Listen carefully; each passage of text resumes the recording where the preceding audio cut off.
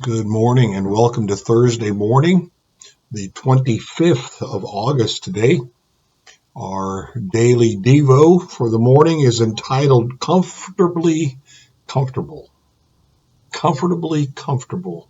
One of the greatest temptations in life is to get comfortable. Do you like being comfortable? Yeah, me too. If it's a little too hot or a little too cold when I get on a plane, I don't like that. If my favorite foods aren't easy to find, that irritates me. If the pillows in the hotel aren't just as I like them, it throws a ripple in my mood. Oh, I don't want to hang out with this guy. I like comfort, and there is so much comfort available. It is so easy to make comfort a priority in our lives. This leads to comfort addiction. That even the slightest discomfort makes us irritable, restless, and discontent. Before long, we are becoming one of those people who burst into an angry rage over the tiniest thing. A couple of weeks ago, I was speaking with a friend, and he said something that really made me stop and reflect. Quote, everybody is looking for an easier, softer way, unquote. It's a generalization. It may not be true for everyone, but it sure seems true for most people. We want life to be easier. We want the path we walk to be softer. We want to be comfortable. Is comfort good for us? Is the comfortable path the way of the Christian? It seems that it isn't. This is not simply my opinion. There are many things that may seem unclear when we read the Gospels, but the general criteria for following Jesus is abundantly clear. In Matthew's gospel, we read, quote, if anyone wishes to come after me, let him deny himself and take up his cross and follow me. Matthew 16:24. Deny yourself? Jesus was clear. He didn't promise or even allude to an easy path. He did not promise comfort. He promised quite the opposite. He set denial of self as a primary condition of discipleship. And he promised that each of us would have a cross of our own to carry. Why doesn't Jesus want us to get comfortable? The reason is simple, profound, and practical. He doesn't want us to forget that we are just passing through this world. We are pilgrims. When we get comfortable, we start to behave as if we are going to live on this earth forever, and we are not.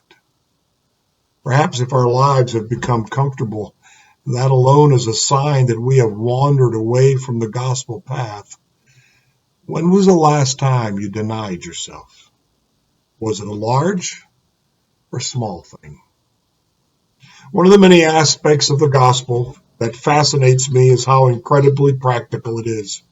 Connected to this practicality of the gospel is how it reaches into every facet of our lives. For example, there's a direct connection between a person's ability to succeed and his or her ability and willingness to delay gratification. How is this ability to delay gratification developed? By practicing the gospel habit of denying ourselves. Nothing will influence your success or failure at anything more than your ability and willingness to delay gratification. You cannot have a successful marriage without it, nor can your personal finances thrive. I cannot think of a noble career in which you can succeed without it, nor can you maintain a high level of physical health. You cannot successfully parent your children without it, and you cannot develop or maintain a vibrant spiritual life without it. The ability to delay gratification, to deny yourself, is an essential life skill. So develop the habit of denying yourself in small ways 12 times a day. Each time you deny yourself is a spiritual exercise, a spiritual push-up that strengthens the soul. This allows the soul to increasingly respond to grace and choose what is good, true, noble, and just in every situation. Have a glass of water when you'd rather have a Coke. Ooh, don't know if I can do that. Force yourself to work out when you would rather not. Take the long way home when you are impatient to get home. Have the fish when you're craving the steak. Wait 5 minutes before doing something you want to do right now. There is something about denying ourselves that dissolves our blind spots and allows us to see things as they really are. The constant denial of self in small things gives us the clarity of heart, mind, and soul to see the present for what it really is and the future for what it still can be. This self-denial also allows us to see ourselves for who we really are and to see in ourselves that best version of ourselves that God created us to be. The daily denial of self allows us to see that we are sinful, but also opens us up to the grace we need in order to overcome our sinfulness. Throughout the book, I've used the phrase left to our own devices. What does that mean? It means to be without God's grace and the accountability of friendship and community. When we reject God's grace and the accountability of friendship and community, we become selfish. This selfishness manifests in 1,000 different ways, but each of them is a turning on the self. If you want to be a better Christian, start by denying yourself. I would prefer maybe to say if you want to be a growing Christian, a spiritually maturing Christian, start by denying yourself. Point to ponder, being too comfortable too often makes us weak in mind, body, and spirit. The verse to live is Matthew 16:24. If anyone wishes to come after me, let him deny himself and take up his cross and follow me.